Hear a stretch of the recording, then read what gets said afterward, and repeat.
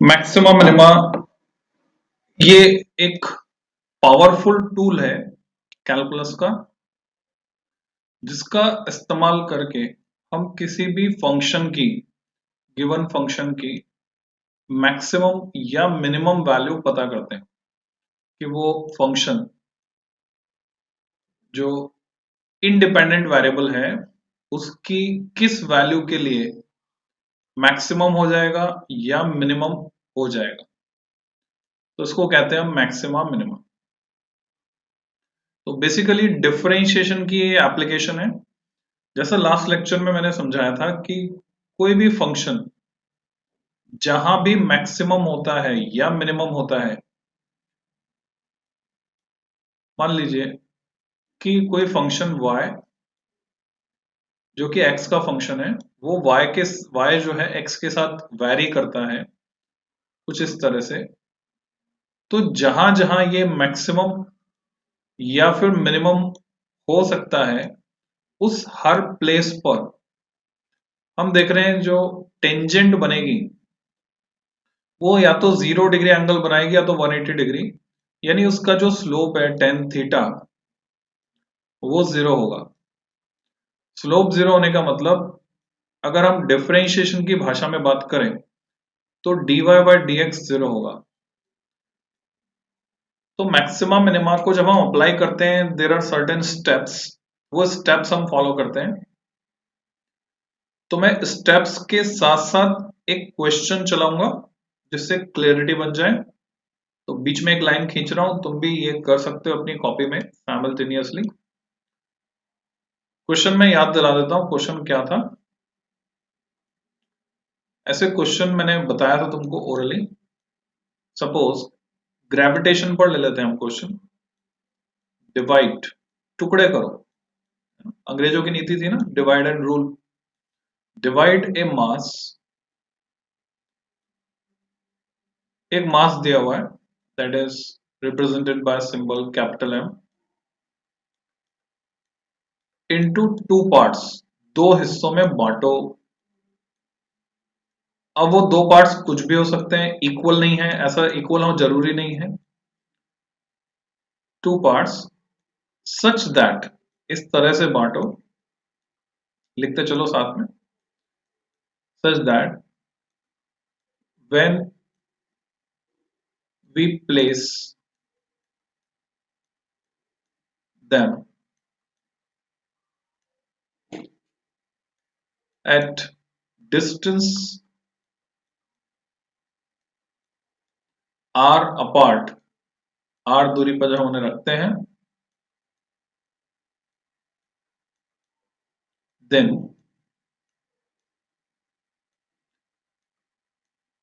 the gravitational force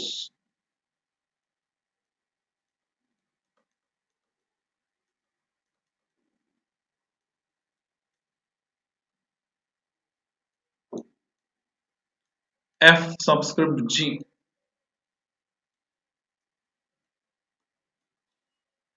between them becomes maximum।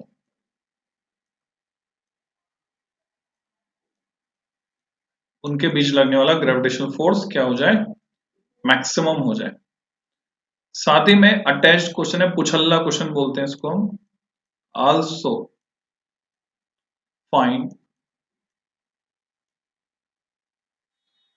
It's value, ये जो maximum हो गया है इसकी वैल्यू भी हमको निकालनी है कि मैक्सिमम कितना होगा। तो हमें दो चीजें पता करनी है कि m के वो दो टुकड़े क्या क्या हों, कितने बड़े कितने छोटे, और वो इस तरह से होने चाहिए, गाइडलाइन हमको प्रोवाइड की गई है सच दैट वो इस तरह से होने चाहिए कि जब उनको हम r दूरी पर रखें तो उनके बीच ग्रेविटेशनल फोर्स मैक्सिमम हो जाए।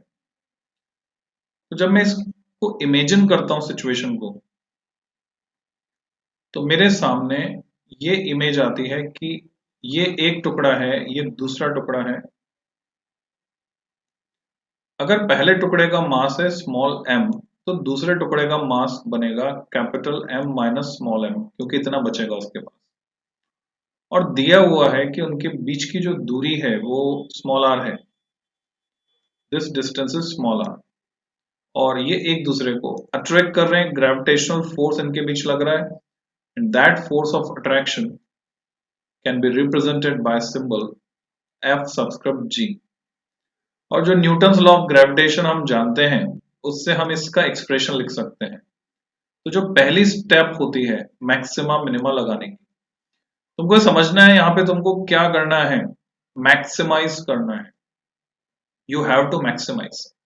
किसे मैक्सिमाइज करना है? फोर्स को। You have to maximise the force. तो पहली स्टेप है फॉर्म द फंक्शन। उसे फंक्शन की फॉर्म में तुम्हें लिखना होगा, तुम्हें पहचानना होगा कि कौन सा इंडिपेंडेंट वेरिएबल है और कौन सा डिपेंडेंट वेरिएबल है, y की जगह क्या है, x की जगह क्या है। फॉर्म द फंक्शन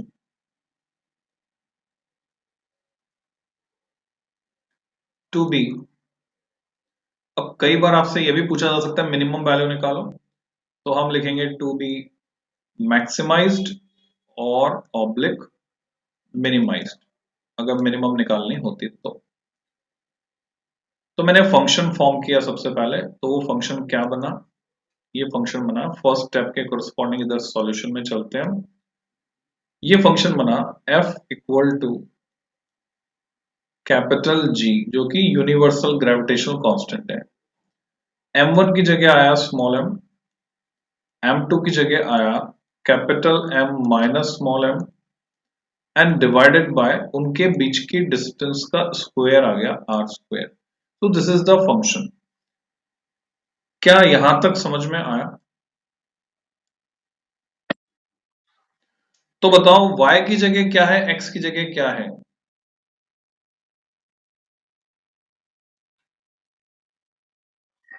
ये जो एक्सप्रेशन मैंने लिखा है, इसमें y किसके कोरस्पॉन्डिंग है, x किसके कोरस्पॉन्डिंग है, ये बताओ।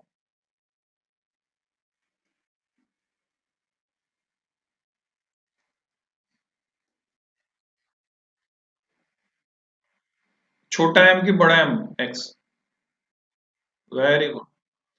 x corresponds to small m, जो कि इंडिपेंडेंट वेरिएबल है, स्मॉल m कुछ भी हो सकता है, और उसके हिसाब से फोर्स लगेगा। तो कैपिटल F किसकी जगह है, y की जगह। तो अगर ये बात तुम्हारे समझ में आ गई तो तुमने किला जीत लिया, यानी तुम्हें सब समझ में आ जाएगा।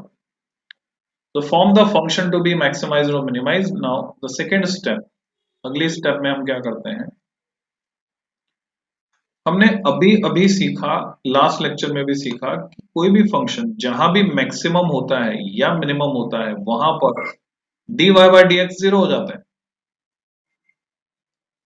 तो हम क्या करने वाले हैं, dy बाई डी एक्स पता करेंगे। अगली step, find dy by D x, और पता करने के बाद उसको जीरो के बराबर रखेंगे एंड पुट इट जीरो।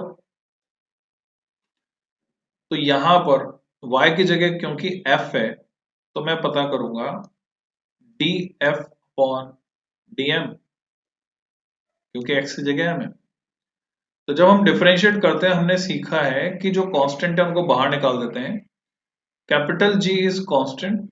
अच्छा, माइनस साइन में यहाँ पे लगा सकता हूं, जो किसको रिप्रेजेंट करेगा, अट्रैक्शन का फोर्स है। तो मैं सिर्फ मैग्नीट्यूड लेकर चल रहा हूं, हम डायरेक्शन की बात नहीं कर रहे हैं, ना मैंने इधर वेक्टर लगाया, इसलिए मैंने माइनस साइन नहीं लगाया है। कैपिटल G कांस्टेंट है, डिस्टेंस r भी फिक्स्ड है, वो भी कांस्टेंट है, G upon are square is fixed. Remaining जो है डी बाई डी एम हमें निकालना है। बची हुई क्वांटिटी को अगर मैं ब्रैकेट ओपन कर देता हूं, तो मुझे मिलता है छोटा m बड़ा m माइनस छोटे m का स्क्वायर, मल्टीप्लाई कर दिया स्मॉल m पर। तो मुझे ये कैलकुलेट करना है, तो कितना मिला मुझे ये, g अपॉन आर स्क्वायर। अब इंडिविजुअली दोनों को डिफरेंशिएट करता हूं मैं। पहली टर्म छोटा m बड़ा m, इसमें बड़ा m तो फिक्स है, वो तो कांस्टेंट है, वो तो चेंज हो नहीं रहा। तो बड़ा m बाहर आ जाएगा, बचेगा dm by d m, d छोटा m अपॉन डी छोटा m। तो dm by d m is 1।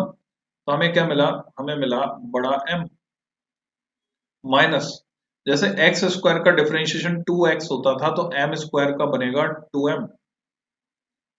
और अब मुझे इसको किसके बराबर लिखना है, 0 के बराबर, पुट इट इक्वल टू 0। तो यहां तक जो नहीं समझ में आया पूछ लो।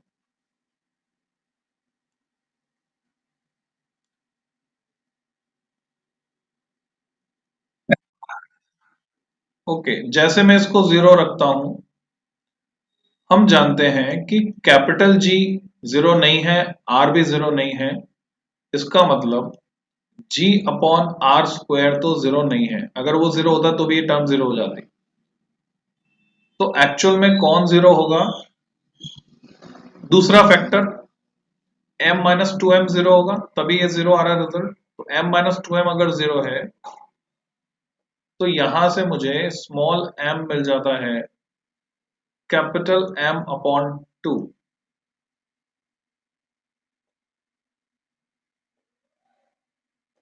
तो एक्चुअल में हमने क्या किया, find dy by D x, put it 0 to obtain, 0 रखकर हमें किसकी वैल्यू मिल रही है, m था x की जगह, टू ऑप्टेन। अब एक वैल्यू भी हो सकती है, अगर ये क्वाड्रेटिक इक्वेशन बनती यहां पर तो एक से ज्यादा वैल्यू आती, पावर 2 में होती तो वैल्यू और वैल्यूज एक से ज्यादा भी आती हैं कभी कभी कभी ऑफ x, जिसके लिए वो 0 आएगा। तो वो हमने पता कर लिया, m equal to M by two आ रहा है। नाउ द थर्ड स्टेप, अभी हमें m equal to M by two तो मिल गया, पर हमें नहीं पता ये फंक्शन मैक्सिमम होगा या मिनिमम होगा, क्योंकि हमें पता है dy बाई डी एक्स जब फंक्शन मैक्सिमम होता है तब भी 0 होता है, मिनिमम होता है तब भी 0 होता है, दोनों केस में 0 होता है। तो अब कैसे तय करें कि वो मैक्सिमम वैल्यू होगी उस पर या मिनिमम होगी। ये तो तय हो गया, या तो मैक्सिमम या तो मिनिमम, पर ये तय नहीं हुआ कि मैक्सिमम या मिनिमम।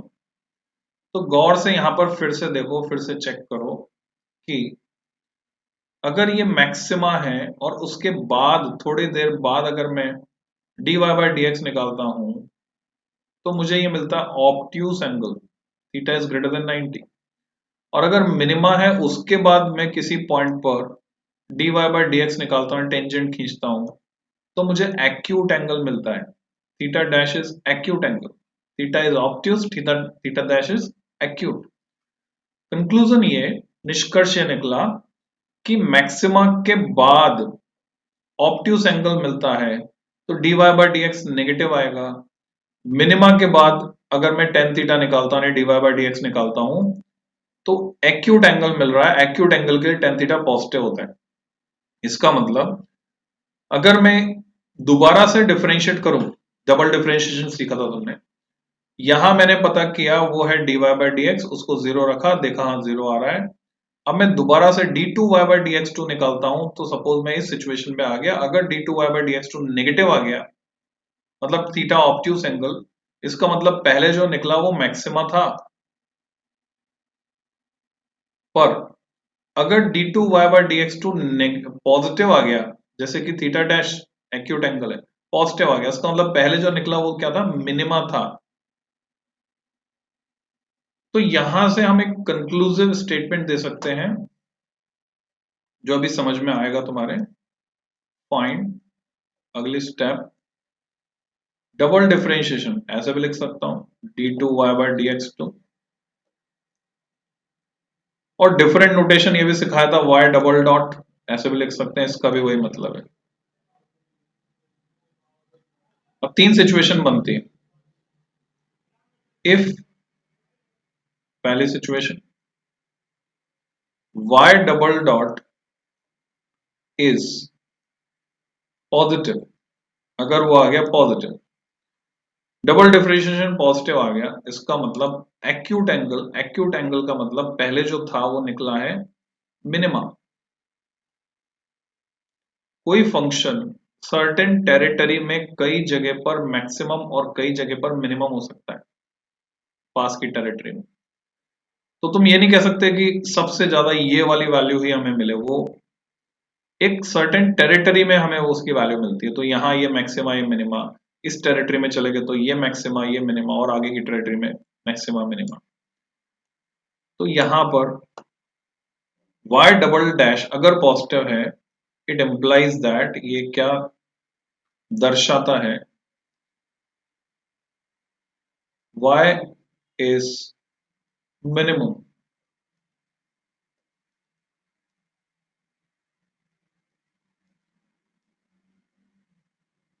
फॉर उस वैल्यू, या एक से ज्यादा वैल्यू हो सकती है, ऑफ x। और वो मिनिमम वैल्यू आप निकाल भी सकते हैं x की वैल्यू उसमें पुट करके। जैसे स्मॉल m की वैल्यू m/2 आई, तो वो वैल्यू हम निकाल सकते हैं। पर अगर हमें y डबल डैश नेगेटिव मिलता है, यानी double differentiation, if y double dash is negative, इसका क्या मतलब है? इसका मतलब है y इज मैक्सिमम, जो निकला था वो मैक्सिमा निकला था, मैक्सिमम फॉर एक वैल्यू हो सकती है, एक से ज्यादा वैल्यू हो सकती है, डिपेंडिंग ऑन इक्वेशन जो है पावर 1 में है, लीनियर इक्वेशन है, या क्वाड्रेटिक पावर 2 में है, जैसे ax² plus bx plus c of x। एक तीसरी सिचुएशन और बनती है रेयरली, कि y डबल डैश जीरो आ जाए, y double dash is zero, यानी ना तो पॉजिटिव ना तो नेगेटिव। तो हम बोलते हैं इट इज पॉइंट ऑफ, यानी dy बाय डी एक्स कहां होगा, जीरो कब आएगा, it is point of inflection.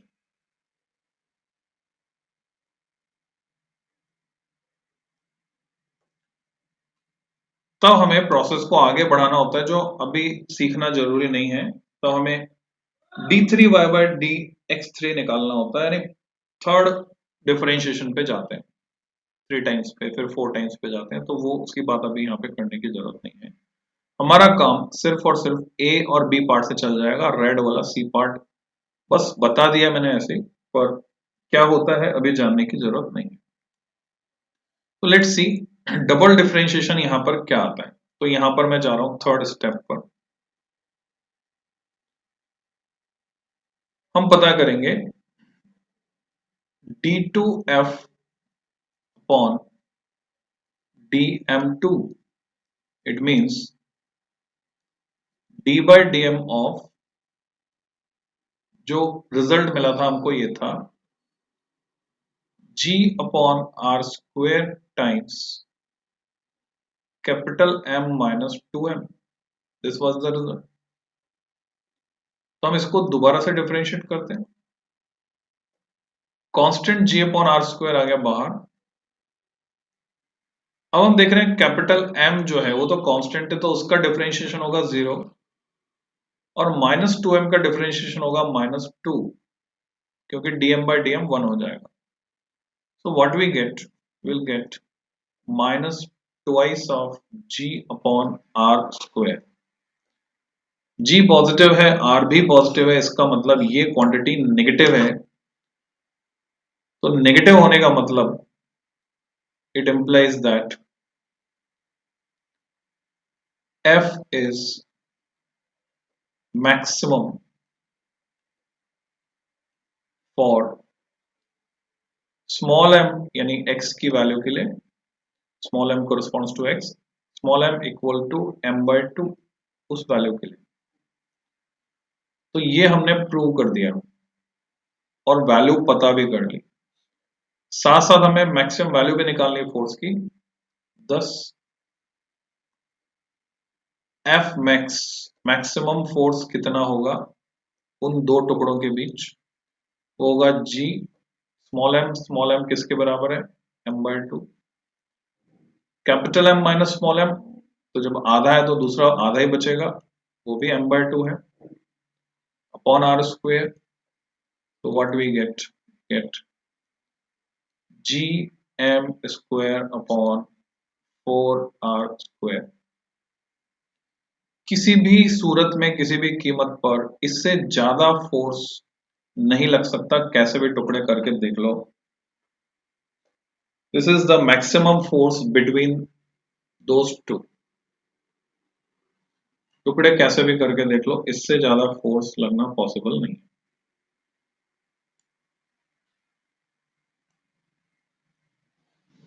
तो दिस इज कंप्लीट डिटेल।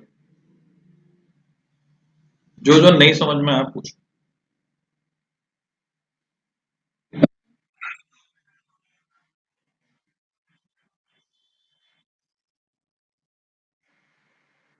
अपनी एक थोड़ी सी आदत बदलो, जो तुम्हारे बोलने का तरीका है उसमें सामने वाले को क्लैरिटी से समझ में नहीं आता जिस तरह से तुम बोलते हो। तो अपने बोलने में थोड़ा सी स्पष्टता लाओ, बोलने का तरीका बदलो। जो भी बोल रहे हो सधे हुए शब्दों में, क्योंकि माइक पर जब तुम बोल रहे हो तो दूसरी तरफ जो आवाज जाती है वो उतना क्लैरिटी के साथ नहीं जाती। तो अगर बोलते वक्त सेंटेंस में एक शब्द में दूसरा शब्द मर्ज हो गया तो सामने वाले को समझ नहीं आता है, सुनाई नहीं देता ठीक से। तो दोबारा से कहो तुमने क्या कहा, प्रॉपर पॉज के साथ। क्या नहीं आया?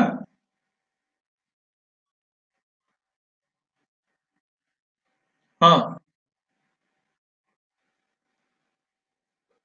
जब हम एक बार डिफरेंशिएट कर रहे हैं वो dy बाय डी एक्स है, उसके बाद दोबारा डिफरेंशिएट कर रहे हैं तो तुम आगे की कोई सिचुएशन मान सकते हो।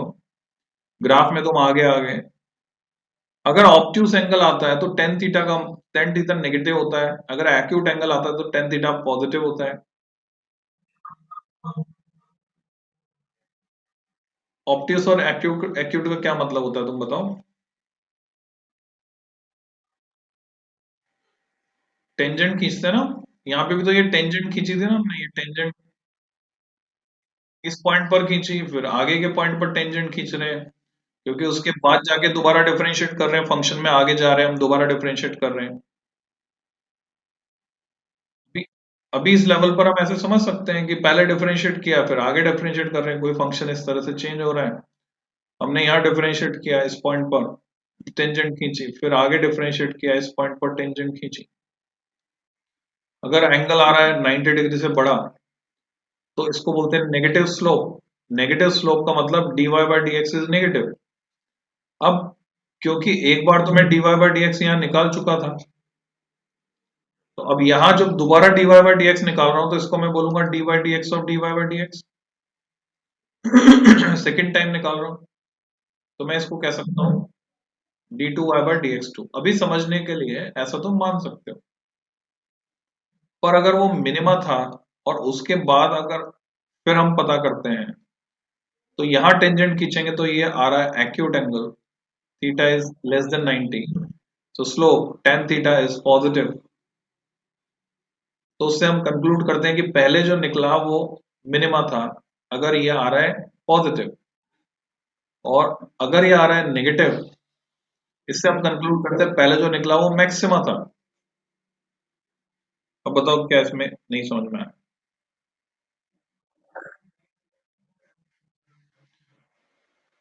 इस लेवल पे तुम इसको मान सकते हो कि अगर डबल डिफरेंशिएशन पॉजिटिव आता है तो पीछे जो निकला वो मिनिमा, और अगर नेगेटिव आता है तो पीछे जो निकला वो maxima. This is way of finding it.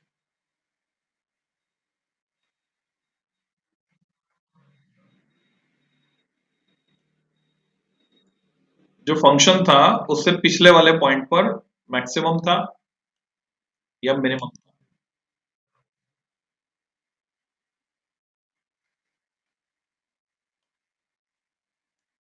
इस डिफरेंशिएशन में कोई बात नहीं समझ में आए तो पूछ लो। समझ में आ गई तो इसी पैटर्न पे एक सवाल करो और, जिससे क्लैरिटी आएगी। तो अगला सवाल लिखो। तो सेम पैटर्न पे तुम्हें रिपीट करना है।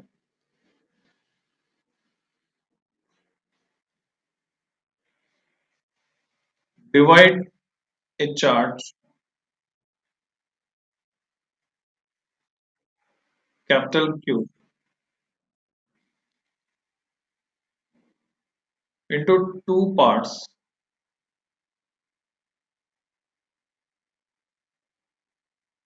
such that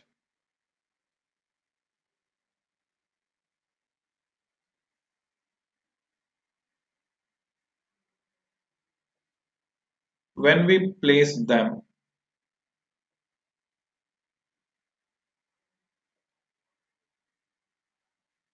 at distance small r,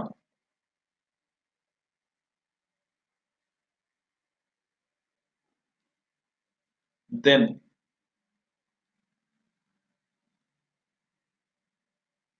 उनके बीच काम करेगा इलेक्ट्रोस्टैटिक रिपल्शन। जो उनके बीच ग्रेविटेशनल अट्रैक्शन है वो नेग्लिजिबल हो जाता है, बहुत ही कम होता है, उसको हम नेग्लेक्ट कर सकते हैं in comparison to electrostatic force. Then electrostatic repulsion between them, between को मैंने शॉर्ट में लिखा B oblique W, becomes maximum. उछला सवाल यानी पीछे एक और पार्ट जोड़ दिया, also find that maximum value,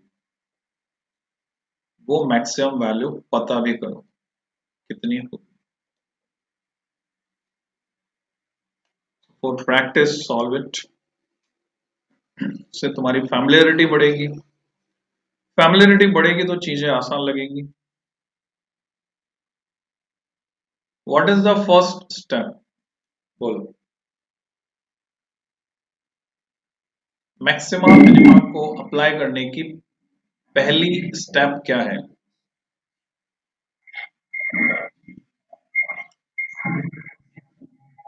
Form the function to be maximized or minimized. You have to form the function. क्या तुम वो फंक्शन बता सकते हो किसे मैक्सिमाइज करना है? F subscript E, electrostatic force को मैक्सिमाइज करना है, लिखा ना, इलेक्ट्रोस्टैटिक रिपल्शन बिकम्स मैक्सिमम। तो इलेक्ट्रोस्टैटिक फोर्स को मैक्सिमाइज करना है। वेरिएबल क्या है? कैपिटल क्यू को दो हिस्सों में बांटोगे तो इसका विजुअलाइजेशन क्या है? अगर ये एक चार्ज है, ये दूसरा चार्ज, जिनको हमने r दूरी पर रखा है,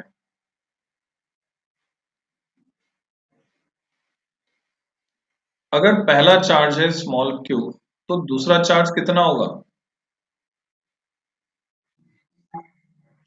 capital Q minus small Q, ये दूरी r है, ये एक दूसरे को रिपेल करेंगे बिकॉज सेम नेचर के हैं, या तो दोनों पॉजिटिव या तो दोनों नेगेटिव। जितने फोर्स से रिपेल करेंगे वो है एफ ई। तो फॉर्म दी फंक्शन में मैं क्या लिखूंगा? एफ ई, या सिंपली एफ भी लिख सकता हूं। क्या तुम्हें इलेक्ट्रोस्टैटिक फोर्स का फॉर्मूला पता है? हाँ तो अभी पता है तुमको, बता सकते हो बोल के?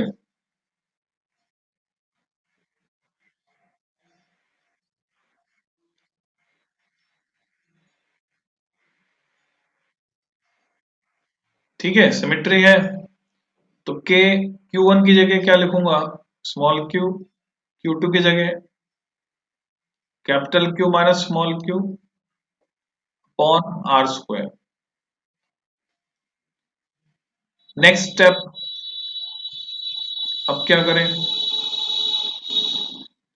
हम जानते हैं कोई फंक्शन जहां भी मैक्सिमम होता है या मिनिमम होता है वहां पर उसका differentiation, slope of the curve zero होता है, dy by D x is zero. तो किसको जीरो पुट करूंगा?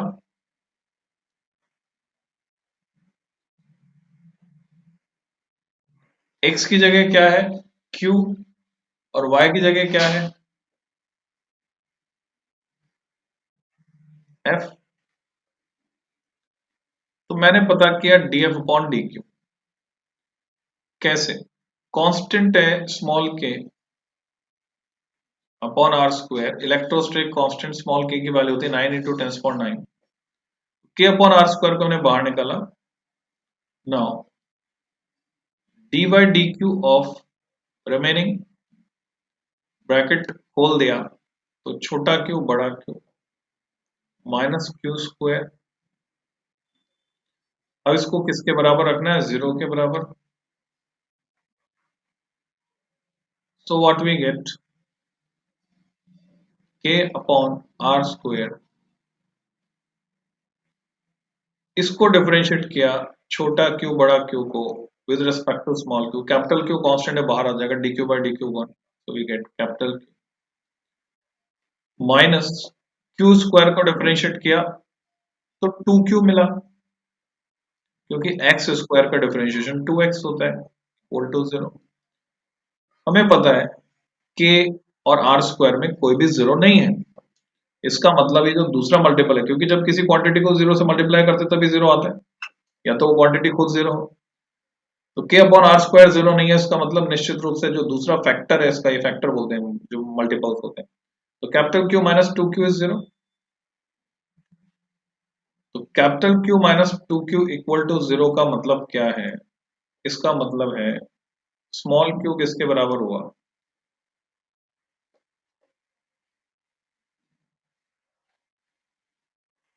Q by two. तो small Q Q by two होगा, तो ये फोर्स मैक्सिमम होगा या मिनिमम होगा? अभी हमें नहीं पता मैक्सिमम होगा कि मिनिमम होगा। जनरली ये होता है कि क्वेश्चन में मैक्सिमम दिया हो तो मैक्सिमम के लिए कंडीशन निकल के आती है, और मिनिमम दिया होता है तो मिनिमम के लिए ही निकल के आ जाती है। पर वेरीफाई करना जरूरी है। सो अगली step, find d two f, double differentiation पता करेंगे अपॉन डी क्यू टू। इसका मतलब होता है d by d q of f, sorry d by d q of d f by d q. D f by d q हमारे पास क्या आ रहा है? ये रहा k by r square times capital Q minus two q. तो मैं इसको रख देता हूं यहाँ, k by r square times capital Q minus two small q. Constant को बाहर निकाला, के अपॉन आर स्क्वेयर,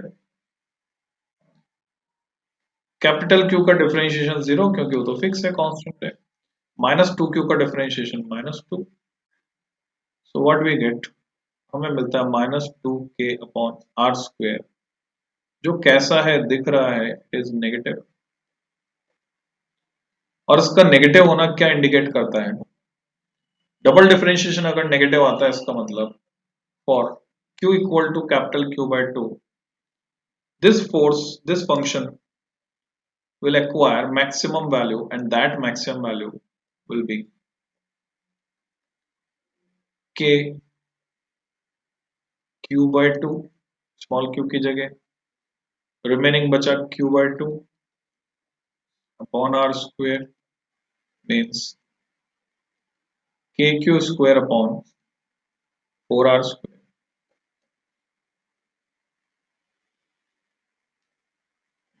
पूछो।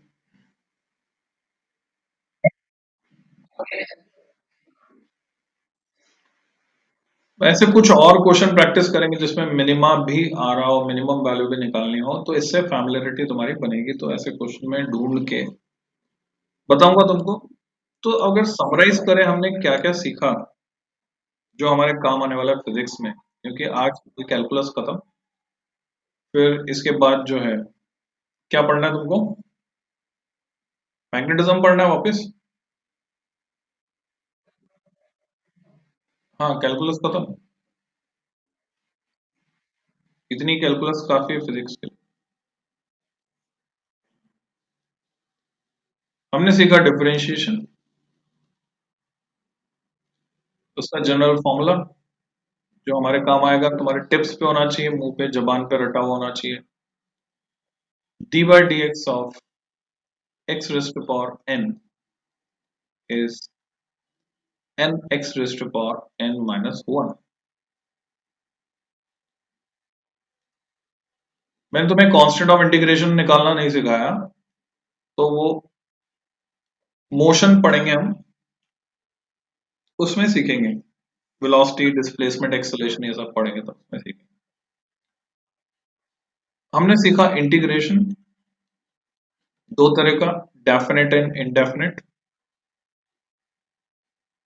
उसका जनरल फॉर्मूला, दो मोस्ट इंपॉर्टेंट जो तुम्हें आना चाहिए, वो है integration of X raise to power N D X. ये होता है एक्स की power N plus one upon N plus one plus C, फिर C is constant of integration. और तीसरा जो तुमने मोस्ट इंपॉर्टेंट सीखा वो था मैक्सिमा मिनिमा।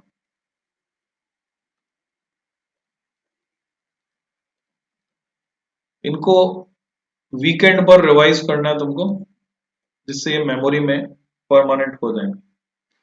कुछ ट्रिग्नोमेट्री के फॉर्मूले हमने सीखे, और स्पेशल जो थे उसमें मैं कहूंगा ये था डिफरेंशिएशन ऑफ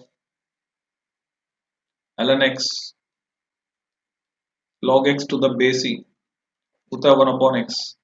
रिलेशन निकाला था हमने, ln x जो होता है वो बड़ा होता है किससे, log x से,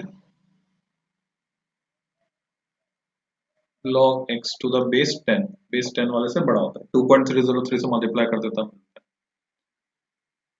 और जब हम इंटीग्रेट करते हैं 1/x, वैसे इंडेफिनेट टर्म आ जाती है। अगर ये फॉर्मूला लगाएं तो ये फॉर्मूला एप्लीकेबल वहां पर नहीं है, तो हम सीधे लिखते हैं अपोजिट प्रोसेस, तो ln x।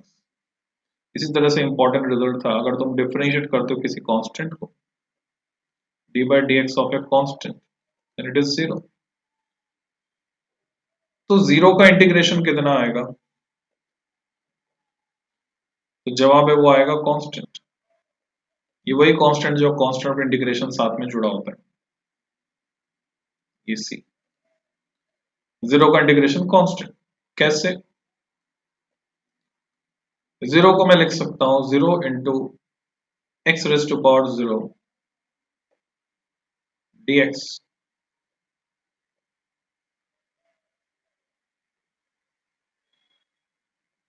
वन से मल्टीप्लाई कर सकते हैं जीरो, या हम इस लॉजिक को फॉलो करें। ये सब करने की हमें जरूरत ही नहीं, फॉर्मूले में जाने की जरूरत हमें नहीं है, कैन फॉलो दिस लॉजिक। क्योंकि कांस्टेंट का डिफरेंशियल जीरो, इसलिए जीरो का इंटीग्रेशन कांस्टेंट, क्योंकि बाकी सब तो जीरो आ जाएगा ना, जीरो से मल्टीप्लाई हो। तो इतना काफी है आज के लिए। नेक्स्ट क्लास में हम पढ़ते हैं वापस, मैग्नेटिज्म पे जाते हैं और उसमें डेप्थ में चलते हैं।